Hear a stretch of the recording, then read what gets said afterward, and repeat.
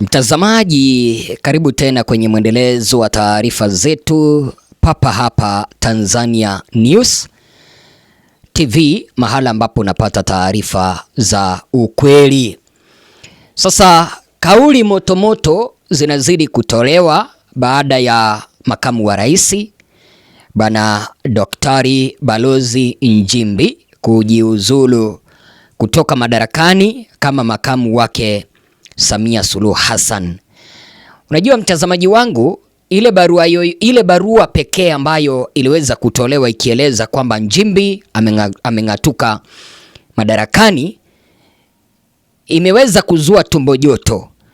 Hapa nje wananchi waamini iwapo ile barua iliweza kuandikwa naye Nchimbi. Sasa ninaomba tuweze kumpea dada wa taifa ambaye ni Mange Kimambi aweze kutueleza yeye yuko na maoni yepi kuhusu kung'atuka madarakani kwake Balozi Daktari Nchimbi kama makamu wa rais. Moja kwa moja mtazamaji wangu, nipo naye Mange Kimambi kwenye laini yetu hapa hivi ya studio. Ninaomba tuweze kumpea nafasi aweze kutuelezea mawili matatu. Mange anaishi upande wa Marekani, Mtanzania kwa kuzaliwa na mwanaharakati wa kutetea haki za kibinadamu.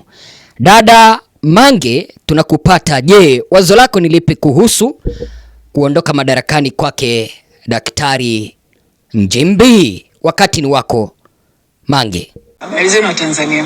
Sasa ni hivi, baada ya Nchimbi kuongea siku zile, alipoongea akasema kwamba Tanzania tufanye tunachokiweza, ila lazima tupambane tupate katiba mpya. Baada ya pale kimama sasa akaanza kuwa set watu ndani ya CCM jinsi ya kumuondoa Nchimbi. Akaanza kuwa set watu.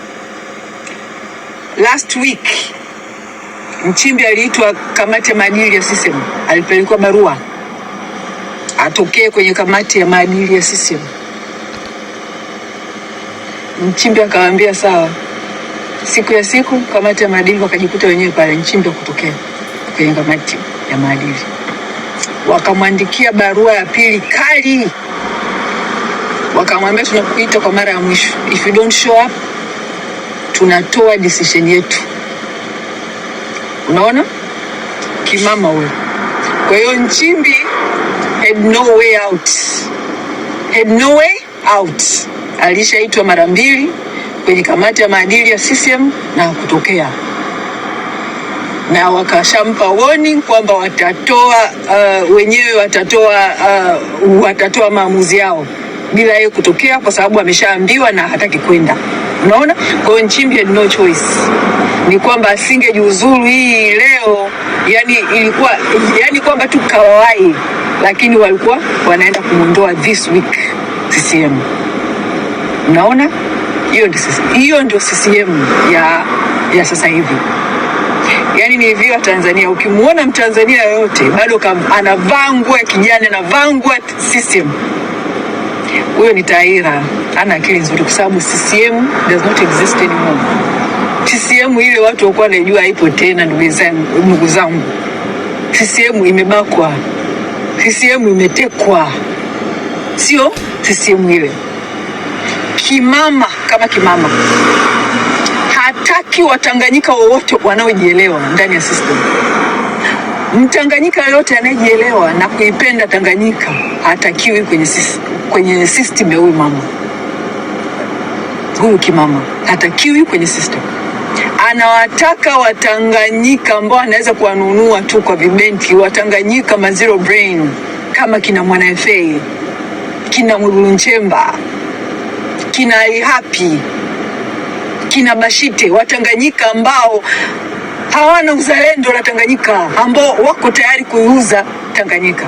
Sipendi sana kuongelea issue za Tanganyika na Zanzibar kwa ambao mnanifuatilia. I really try to avoid hiyo issue because it's a very dangerous issue. I really try to avoid issue ya Tanganyika na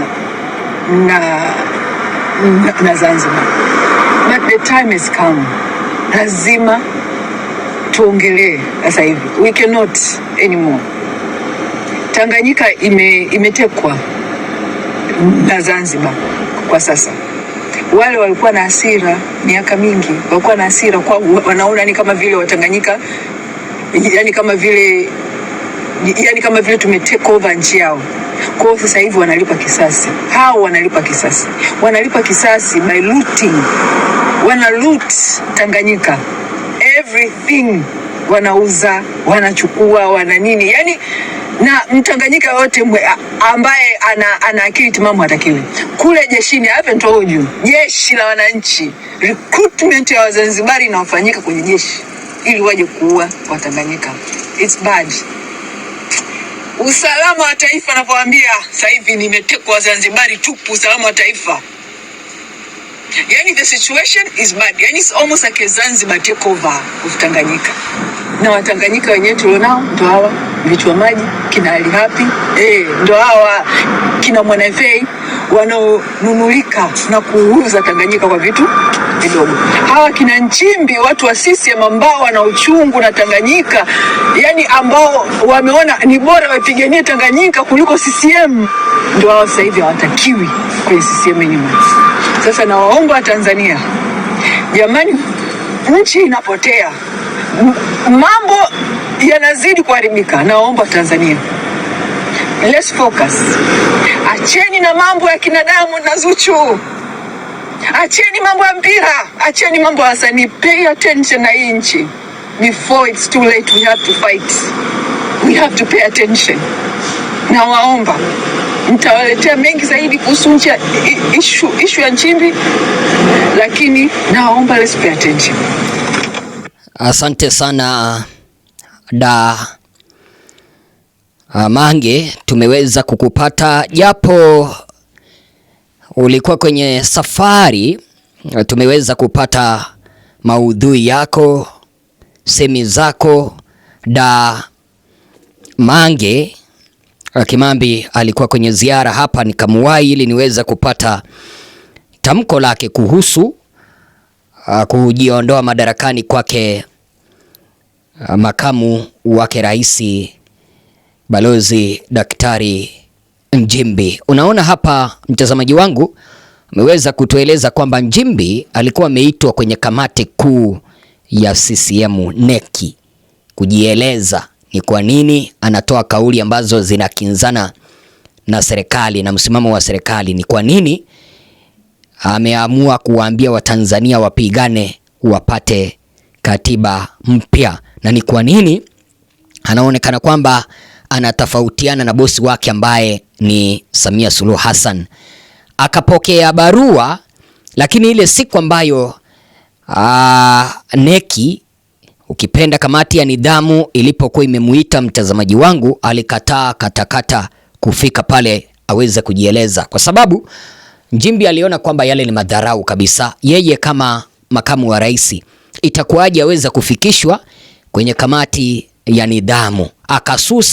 Akasusa kufika mbele ya kamati ya nidhamu. Kwa hivyo baada ya kususa mara mbili, Samia na CCM waliamua lazima watamuondoa wiki hii, iwe kupitia kwa impeachment au nini.